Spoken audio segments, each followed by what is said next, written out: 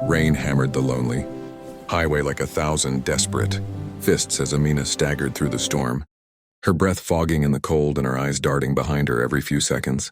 Darkness swallowed the world around her, except for the occasional flash of headlights slicing across the wet asphalt from faraway cars, none of which slowed down, none of which cared about the trembling girl with her drenched shawl clinging to her shoulders like a second skin. Every drop of water felt colder than the last, as if the storm itself wanted to freeze the fear inside her. She kept moving because stopping meant remembering, and remembering meant drowning in the terror she was trying so hard to outrun. When she heard the distant rumble of an engine growing louder, she flinched and stepped off the road, hiding behind a scraggly bush. But the vehicle slowed, then stopped. The headlights dimmed. A door opened, and a man stepped out, tall, soaked just as she was, but moving with calm purpose. "Are you all right?" he asked, raising his voice over the storm. She shook her head, unable to speak through the tremble in her jaw. "I'm not here to hurt you," he added, taking a careful step forward with his palms raised. "My cabin is just a few minutes from here. You look freezing. Let me help." She searched his face for lies, for the shadow of menace she'd grown too accustomed to seeing in men's eyes. But his gaze held something she hadn't felt in months: sincerity. Caution still wrapped itself around her like barbed wire, yet her body was reaching its limit. Finally, she whispered, I just need a safe place for the night." He nodded. "Then that's exactly what you'll get." He handed her his jacket, warm despite the rain, and guided her toward the truck, moving slowly so she wouldn't feel cornered. The warmth of the cabin fireplace embraced her the moment they entered. His small wooden home, tucked deep within the stormy forest. Amina nearly collapsed from relief. He poured her hot tea, gave her a blanket, and sat across the room, not too close, but close enough that she wouldn't feel alone. "My name's Harris," he said gently. She hesitated before answering. "Amina." His eyes softened. "A beautiful name. You're safe here tonight." "Amina, I give you my word." Those words, his word, felt like a fragile bridge across the ravine between fear and hope. She stayed silent, watching the fire dance in the hearth, its soft crackling somehow louder than her thoughts. Hours passed, the storm easing into a quiet whisper against the windows. She drifted into sleep, still wrapped in the blanket he'd given her. But even in sleep, her brow furrowed, her fingers curled tightly as if resisting memories that refused to leave her. Harry's let her rest, checking occasionally to make sure she was warm and breathing evenly. He didn't ask questions. He didn't demand explanations. He simply kept vigil like a silent guardian of a stranger who no longer had anyone left to trust. Morning sunlight slipped through the wooden blinds, painting the room in fragile gold.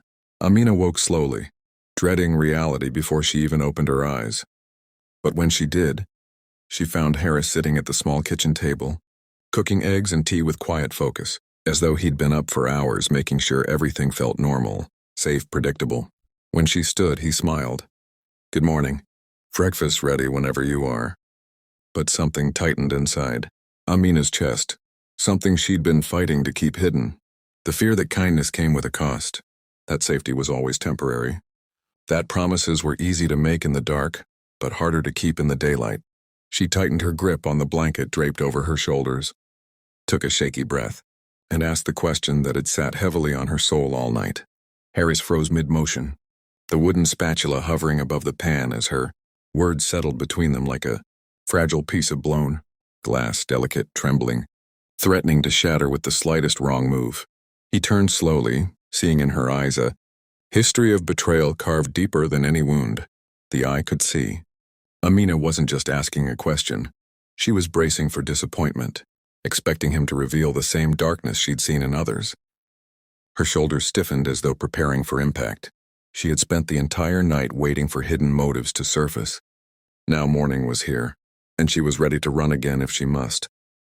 The silence stretched long enough for her heartbeat to grow painful. Finally, Harris placed the spatula down with deliberate calm and faced her fully.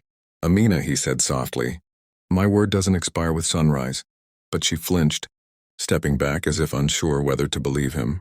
He didn't move toward her. He remained still, creating space, letting trust grow at its own pace. "You don't owe me anything," he continued. "Not stories, not gratitude, Not explanations. You asked for safety. I promised it. And I meant it. But her eyes glistened, the storm inside her far louder than the one last night. People always mean things until they don't, she whispered. Harris's chest tightened. What had she endured to make morning light feel dangerous? He approached a chair and sat, not wanting to tower over her. Sit if you like. Or stand or leave. You decide. But know this, nothing I said last night changes now. She studied him, searching again for the flicker of deceit.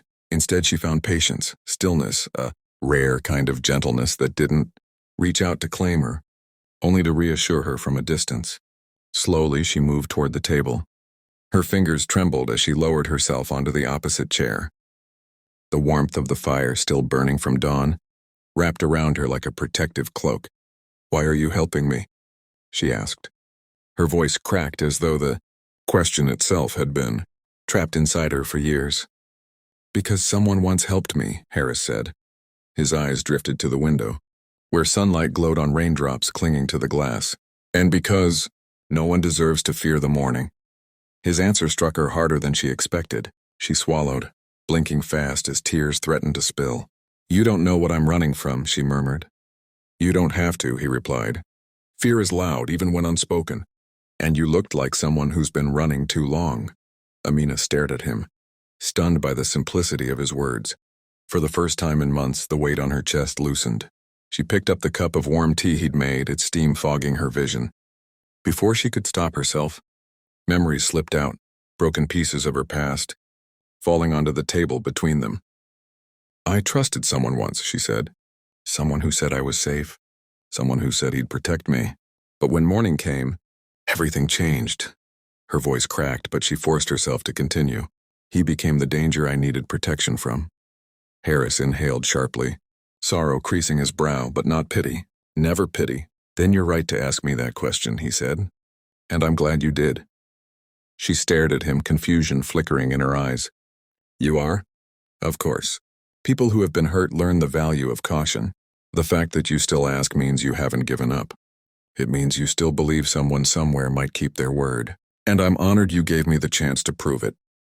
Something inside. Amina cracked open, something she thought had died long ago. A warmth spread through her chest, unexpected and overwhelming. She covered her mouth as her breath hitched, tears escaping despite her attempts to hold them back. Harris looked away, giving her the dignity of crying without an audience.